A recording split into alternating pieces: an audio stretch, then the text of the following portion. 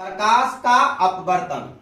परिभाषा होता है प्रकाश के एक माध्यम से दूसरे माध्यम में प्रवेश करने पर। जब प्रकाश एक माध्यम से दूसरे माध्यम में जाती है तो अपने पथ से थोड़ा सा विचलित हो जाती है। इसी घटना को प्रकाश का अपवर्तन कहते हैं। जैसे आप दूसरी शब्द में कह सकते हैं, जब प्रकाश की किरण एक माध्यम से दूसरे माध्यम में जाती है तो अपने पथ से थोड़ा विचलित हो जाती है, उसे ही प्रकाश का अपवर्तन कहते हैं। प्रकाश के अपवर्तन के कारण ही कैमरा, सूक्ष्मदर्शी, दूरदर्शी इत्यादि काम करता है।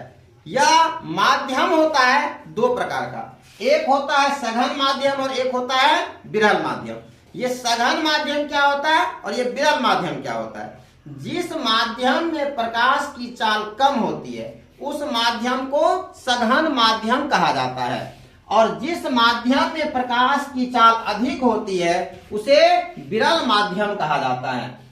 जैसे एग्जाम्पल के लिए देखा जाए, यह एक माध्यम है, यह आपतन बिंदु है, नीचे जल है, ऊपर हवा है। जब प्रकाश की किरण हवा से आती है तो हवा से आती है और जल में प्रवेश करती है, तो हवा जो था वह विरल माध्यम था, इससे प्रकाश की किरण सीधी आ रही थी। लेकिन जैसे ही जल में प्रवेश करती है तो अपने पथ से जो इसको सीधा जाना था उससे थोड़ा सा विचलित हो जाती है और अभिलंब की ओर क्या हो जाती है, मुड़ जाती है।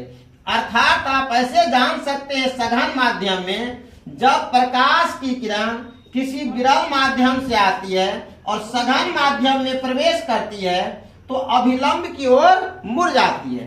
लेकिन जब आप दूसरा स्टेप विरल माध्यम को देखते हो और ये ऊपर का भाग विरल माध्यम है, नीचे का भाग सघन माध्यम है, जब ये सघन माध्यम से प्रकाश विरल माध्यम में प्रवेश करती है तो जैसे ही सघन से विरल में जाएगा तो सघन से विरल में जाते वक्त उसको जाना था अपने पथ पर सीधा जाना था, लेकिन वह पथ पर सीधा न जा करके अभिलंब से क्या हो जाता है, दूर हट जाता है। यानी आप कह सकते हैं जब प्रकाश की किरण सघन माध्यम से विरल माध्यम में प्रवेश करती है तो अभिलंब से दूर हट जाती है।